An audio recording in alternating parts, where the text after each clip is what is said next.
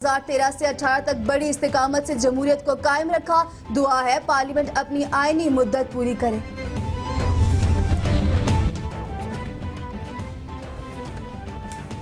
तहरीक इंसाफ के रुकन कौमी असम्बली आमिर लियाकत हुसैन ऐवान में खूब सरगर्म नजर आए। स्पीकर कौमी असम्बली के लिए असद कैसर की हिमायत की खातिर पीपल्स पार्टी के शरीक चेयरमैन और साबिक सदर आसिफ जरदारी को मनाते रहे।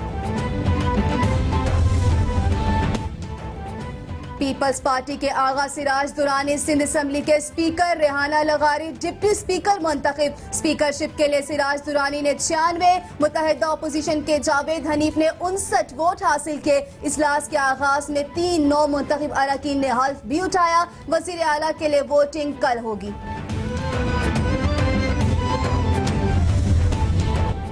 तहरीक इंसाफ के मुश्ताक गनी खैबर पख्तूनख्वा असम्बली के स्पीकर बन गए। ओहदे का हल्फ भी उठा लिया। मुश्ताक गनी ने 81 वोट हासिल किए। मद्दे मुकाबिल लाइक मोहम्मद खान के हिस्से में 27 वोट आए। PTI के ही महमूद जान ने डिप्टी स्पीकर की नशिस्त संभाल ली। 112 में से 109 अरकान ने खुफिया राय शुमारी में हिस्सा लिया।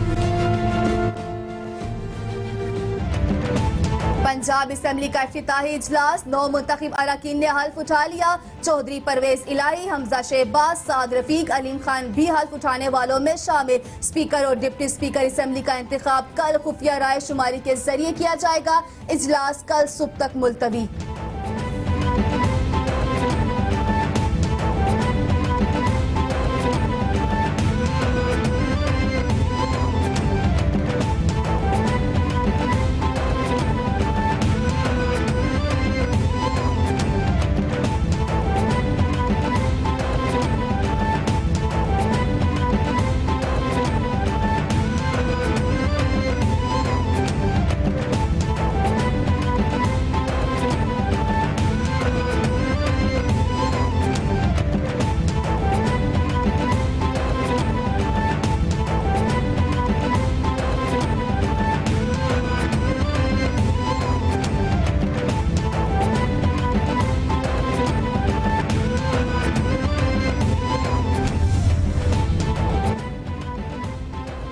इमरान खान नाअहली केस की समाअत के लिए इस्लामाबाद हाई कोर्ट का लार्जर बेंच तश्कील। जस्टिस शौकत अजीज सिद्दीकी की सरबराही में बेंच कल समाअत करेगा। बेंच इमरान खान को वज़ारत उज़्मा के इंतखाब में हिस्सा लेने से रोकने के लिए मुतफर्रिक दरख्वास्त भी सुनेगा। इस्लामाबाद हाई कोर्ट में नवाज शरीफ, मरियम नवाज और कैप्टन रिटायर्ड सफदर की सजा मुअत्तली की दरखास्तों पर समाअत। नवाज शरीफ के वकील ख्वाजा हारिस के दलाइल मुकम्मल। जस्टिस अतर मिनुल्लाह ने रिमार्क्स दिए, कानून के मुताबिक ये बात बहुत वाज़ेह है कि नैब ने ज़राए आमदन बताने हैं। ये तस्लीम शुदा है कि प्रॉपर्टी की कीमत का तयन नहीं किया गया।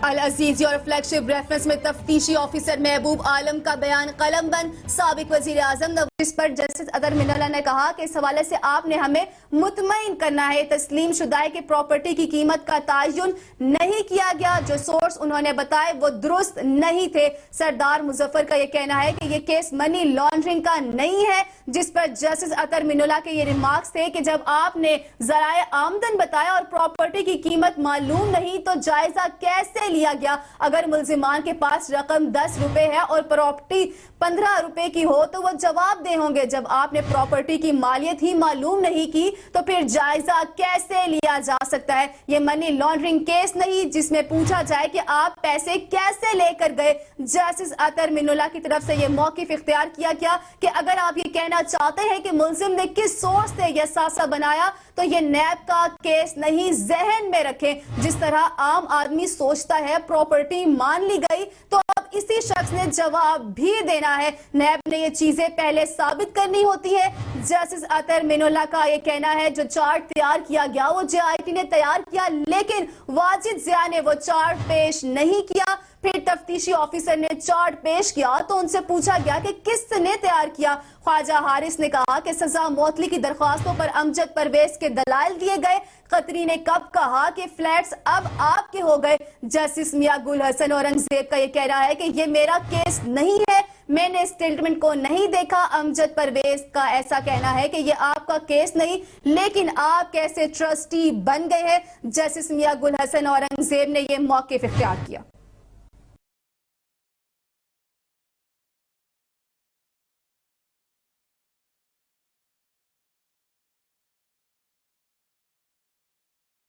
होने वाले आपको बताएं कि स्पीकर अयाज सादिक ने असद कैसर से ओहदे का हल्फ ले लिया और ऐवान में वोट को इज्जत दो के नारे भी गूंज उठे।